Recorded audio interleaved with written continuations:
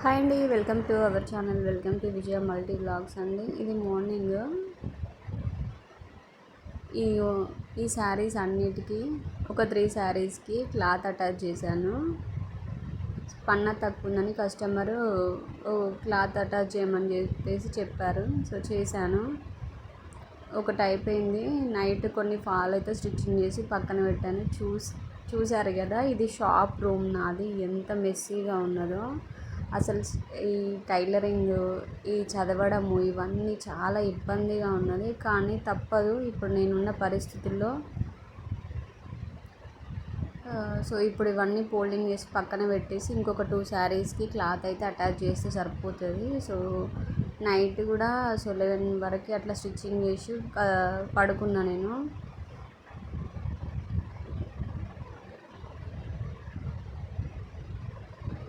అవన్నీ స్టిచ్చింగ్ చేసేటివి శారీస్ అయితే చూశాను నైట్ ఇంకేమేమి ఉన్నాయి స్టిచ్చింగ్ చేసేటివి అని చెప్పేసి. సో ఇవన్నీ పక్కన పెట్టేసిన తర్వాత ఇప్పుడు ఈ 2 శారీస్, అక్కడ రైట్ సైడ్లో 2 శారీస్ ఉన్నాయి కదా, ఆ 2 శారీస్కి క్లాత్ అయితే అటాచ్ చేయాలి. ఇవి హెమ్మింగ్ చేసినాయి. నిన్న మా బాబు తీసుకొచ్చి రూమ్లో పెట్టిండు హెమ్మింగ్ చేసిన ఆమె దగ్గర నుంచి.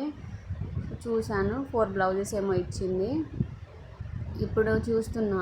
అయితే ఇది మీటర్ ఉన్నా కూడా మనకి శారీ పన్నా కంటే ఈ క్లాత్ అనేది తక్కువ ఉంది. దీన్ని కట్ చేసి మళ్ళీ ఎదురు అనేది వేయాలి క్లాత్. సో ఇలా ఎవరికైతే శారీ పన్నా తక్కువ ఉంది, కుచ్చులు ఎక్కువ రావట్లేదు అనుకుంటే ఇలా సాటిన్ కానీ లేదంటే పాలిస్టర్ క్లాత్ ఇలా 1 మీటర్ తీసుకొచ్చుకొని ఇలా అటాచ్ చేస్తే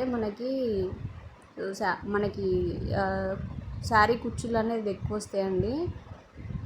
ఓకేనా. సో ఇప్పుడు ఇలా చూస్తున్నా నేను. శారీ పన్నా కంటే చూడండి మీరు ఎంత తక్కువ వస్తుందో. కరెక్ట్ అంచు మందం తక్కువ వచ్చింది. సో అక్కడి కట్ చేసుకొని మళ్ళీ ఎంత ఉందో చూసుకుంటున్నాను చేతి వేళ్ళతోటి. ఇలా ఎంతో ఓపిక ఉంటే కానీ పనులన్నీ చేయలేమండి. నాకు అదే చెప్తున్నాను. నాకు ఇన్ని పనులు చేసిన ఒకసారి రిగ్రెట్ ఉంటుంది, నేను అనుకున్న గోల్ని రీచ్ కాలేదు అని చెప్పేసి. ఏమో ఇంకా నేను అనుకున్నది నాకు జాబు, కానీ ఇది నా ఫ్యామిలీ కోసమని నేను ఇలా స్టిచ్చింగ్ చేయాల్సి వస్తుంది.